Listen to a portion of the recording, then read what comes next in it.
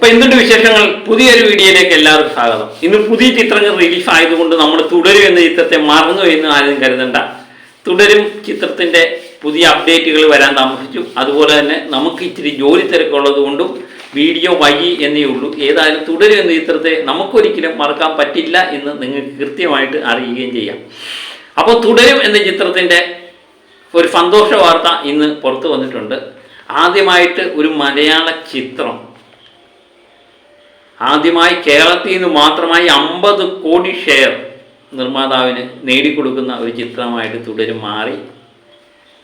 പലപ്പോഴും പല സിനിമകളും പല മഹാന്മാരുടെ സിനിമകളും വേൾഡ് വൈഡായിട്ട് തന്നെ 50 കോടി കളക്ട് ചെയ്യാൻ പാടുപെടുന്ന സമയത്താണ് ഒരു സിനിമയുടെ ഷെയർ മാത്രമായിട്ട് 50 കോടി കടക്കുന്നത്.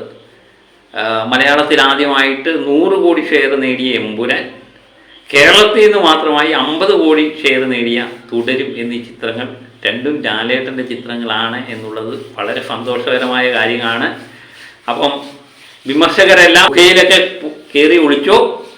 അപ്പം നമുക്ക് പറയാനുള്ളത് പറഞ്ഞല്ലേ തീരാൻ പറ്റത്തുള്ളൂ അല്ലേ. ഇതിൻ്റെ വേൾഡ് വൈഡ് ആയിട്ടുള്ള കളക്ഷൻ ഇന്ന് കൃത്യമായിട്ടുള്ളത് വന്നിട്ടുണ്ട്. അതും പ്രകാരം ഓവർസീസിൽ നിന്ന് 93 കോടി കളക്ട് ചെയ്ത ഈ ചിത്രം ടോട്ടലായിട്ട് 229 കോടി 25 ലക്ഷം രൂപയാണ് വേൾഡ് വൈഡായിട്ട് കളക്ട് ചെയ്യുന്നത്. അപ്പം ഇന്ത്യ ഗ്രോസ് ആയിട്ട് കാണിക്കുന്നത് 136 കോടി 25 ലക്ഷം. അങ്ങനെയാണ് 229 കോടി 25 ലക്ഷം എന്ന വേൾഡ് വൈഡ് ടോട്ടലിലേക്ക് എത്തുന്നത്. അതുപോലെ തന്നെ കർണാടകത്തിൽ നിന്ന് ഈ ചിത്രം കളക്ട് ചെയ്തിരിക്കുന്നത് ഇന്നലെ 3 ലക്ഷം രൂപയായിരുന്നു. അങ്ങനെ കർണാടകത്തിൽ നിന്ന് ആകെ 8 കോടി 4 ലക്ഷത്തിലേക്ക് കടക്കുന്നു എന്നുള്ളത് സന്തോഷകരമായ കാര്യമാണ്.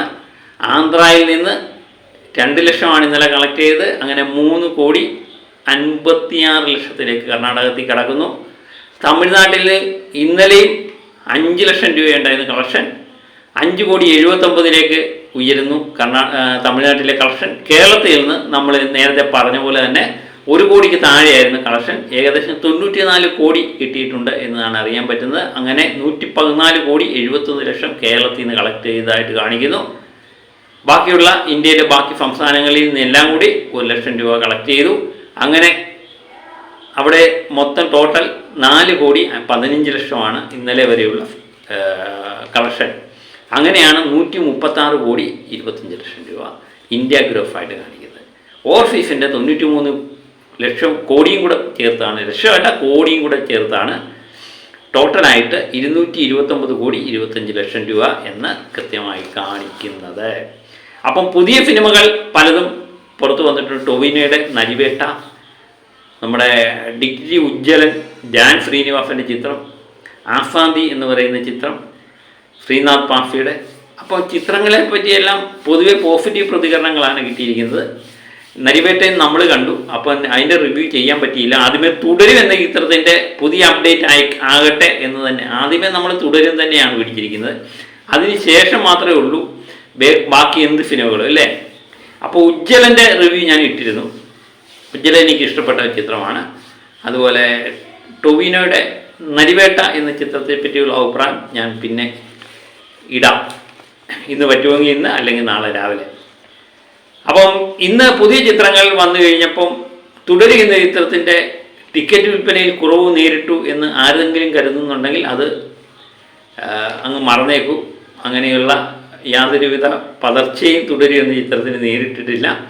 ഇപ്പോഴും 1 മണിക്കൂർ ട്രെൻഡിങ്ങിൽ കാണിക്കുന്ന ഒരു മലയാള ചിത്രം തുടരും തന്നെയാണ്. മറ്റൊന്ന് നരിവേട്ടയും ഉജ്ജ്വലനുമാണ്.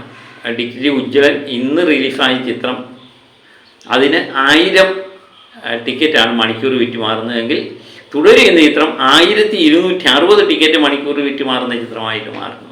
1 മണിക്കൂർ ട്രെൻഡിങ്ങിൽ ഇപ്പോഴും തുടരും എന്ന ചിത്രം നിൽക്കുന്നു എന്നുള്ളതാണ് ഏറ്റവും അതിശയകരമായ കാര്യം. ഇന്നും ഏകദേശം 70-80 ലക്ഷം റേഞ്ചിൽ തന്നെ തുടരും എന്ന ചിത്രത്തിൻ്റെ കളക്ഷൻ നമുക്ക് പ്രതീക്ഷിക്കാം എന്ന് തോന്നുന്നു.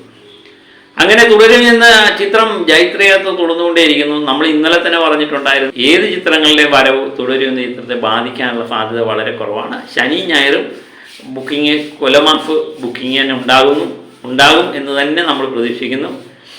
ഒരു 2 ലക്ഷം 2 കോടിയൊക്കെ ഒരു പക്ഷേ 1.5 കോടി 2 കോടി റേഞ്ചിൽ ഞായറാഴ്ച കളക്ഷൻ പ്രതീക്ഷിക്കുന്ന ഈ ചിത്രം വമ്പൻ ഹിറ്റിലേക്ക് നീങ്ങുന്നു എന്നുള്ളത് പ്രത്യേകം പറയേണ്ട കാര്യമില്ലല്ലോ.